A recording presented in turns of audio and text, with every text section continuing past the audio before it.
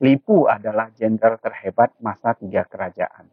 Tetapi Kuan Yi yang menjadi dewa. Kebajikan apa saja yang membuat Kuan Yi menjadi dewa? Mari kita cari tahu bersama.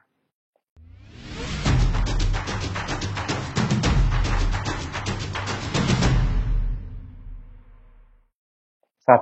Welas Asih atau Zhen. Setelah Perang Tebing Merah, saat mengalahkan Cao Cao, Liu Bei menunjuk Kuan Yi sebagai panglima dalam Perang Changsha. Dalam peperangan tersebut, Kuan Yi berhadapan dengan Jenderal Huang Zhong yang saat itu sudah berusia 60 tahun. Walaupun Huang Zhong sudah berusia 60 tahun, tetapi masih sangat gesit dan kuat. Hari pertama pertempuran antara Kuan Yi dan Huang Zhong tidak ada pemenang. Pertempuran berlanjut pada hari kedua. Pada saat itu, Kuan Yi menggunakan taktik berpura-pura kalah dan melarikan diri. Huang Zhong kemudian mengejarnya. Saat mengejar Kuan Yi, kuda yang dikendarai Huang Zhong terpeleset dan membuat Huang Zhong jatuh dari kuda. Saat itu adalah waktu yang tepat bagi Kuan Yi untuk membunuh Huang Zhong dan mengalahkannya. Tetapi Kuan Yi melihat tapal kuda Huang Zhong terlepas yang menyebabkan kudanya terpeleset. Kuan Yi adalah seorang jenderal yang berjiwa kesatria. Dia tidak mengambil kesempatan dalam kesempitan, tetapi dia melepaskan Huang Zhong dan meminta Huang Zhong kembali lagi besok untuk bertarung dengannya. Kebesaran jiwa dan welas asih Kuan Yi inilah yang membuat Huang Zhong, salah satu dari 5 jenderal harimau yang terkenal dalam sejarah, kemudian mengabdi kepada Liu Bei. 2. Molaritas atau Yi. Pada masa dinasti Han, pemberontakan kain kuning menyebabkan rakyat sangat menderita. Kesemena-menaan dan ketidakadilan terjadi di mana-mana. Pada masa itu, Liu Bei, Kuan Yi, dan Zhang Fei bertemu dan kemudian berdiskusi untuk membela rakyat dan berjuang mempertahankan negara, yaitu dinasti Han. Persamaan cita-cita yang ingin membela rakyat dan membela negara yang membuat mereka bersumpah mengangkat saudara, yang terkenal dengan Sumpah Kebun Persik. Walaupun tidak terlahir dari tanggal, bulan, dan tahun yang sama, tetapi rela mati di tanggal, bulan, tahun yang sama. Sumpah ini yang sangat terkenal hingga saat ini, di mana setiap orang Tionghoa yang ingin mengangkat saudara selalu mengucapkan sumpah ini.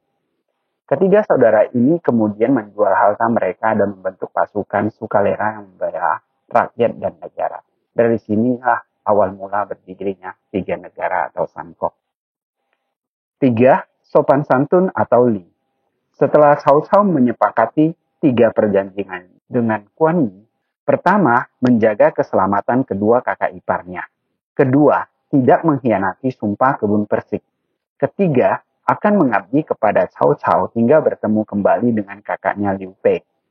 Cao Cao menempatkan Kuan Yi satu kamar dengan kedua kakak iparnya, dengan maksud merusak nama baik Kuan Yi dan memecah belah persaudaraannya dengan Liu Bei, sehingga Kuan Yi bisa mengabdi kepada Cao Cao. Cao Cao menempatkan mata-mata untuk mengamati apa yang akan Kuan Yi lakukan. Tetapi Cao Cao sangat terkejut dan sangat salut setelah mendengar laporan dari mata-matanya, bahwa Kuan Yi tidak pernah masuk ke dalam kamar sepanjang malam, hanya membaca kitab Chun Chiu menunggu di luar kamar hingga pagi. Sopan santun atau molaritas seperti ini membuat Cao Cao sangat menghormati Kuan Yi dan menganggap Kuan Yi adalah seorang jenderal yang tidak ada duanya. 4. Kearifan atau Zi. Pada pertempuran Fancheng, pasukan Kuan Yi berhasil mengepung kota Fancheng. Panglima kota Fancheng yaitu Cao Ren sangat panik dan mengirimkan surat permintaan bantuan kepada Cao Cao.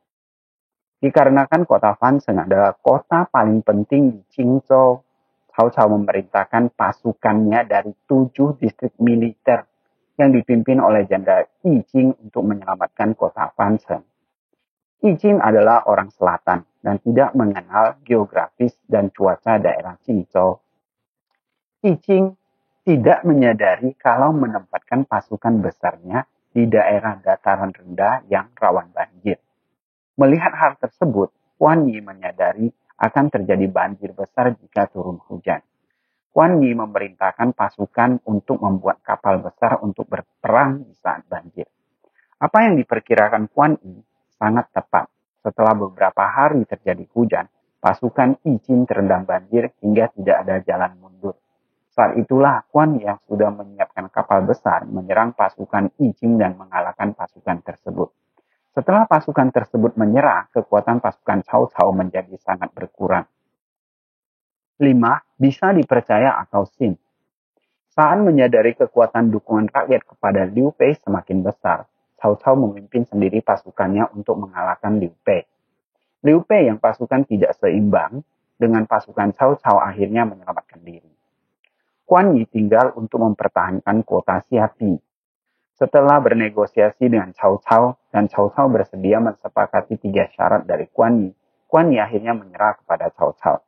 Kuan Yi hanya menyerah kepada Dani Qihan dan tidak pernah menyerah kepada Cao Cao. Dan berjanji jika menemukan kembali kakaknya Liu Bei, dia akan selalu mengabdi kepada Liu Bei seperti sumpah mereka di kebun persik. Untuk mengambil hati Kuan Yi, Cao Cao memberikan banyak hadiah kepada Kuan Yi. Salah satunya adalah kuda yang ditunggangi Kuan Yi, yaitu Se Cu Ma atau kelinci merah yang terkenal dalam sejarah. Cao Cao bahkan mengangkat Kuan Yi menjadi bangsawan bergelar marquis. Kuan Yi menepati janjinya kepada Cao Cao dan berperang membantu Cao Cao. Setelah mendengar Liu Bei bersama dengan bangsawan Yin Xiao, Kuan Yi kemudian berpamitan kepada Cao Cao pergi menyusul kakaknya Liu Bei, tanpa membawa apapun yang pernah Cao Cao berikan kecuali kuda kelinci merah. Demikian sedikit kisah 5 kebajikan mulia Jenderal Kuan Yi yang menjadi cerita sepanjang masa. Apabila ada masukan dan kritik serta pertanyaan, silakan bertanya dalam kolom komentar dan jangan lupa subscribe dan aktifkan lonceng berlangganannya. Terima kasih.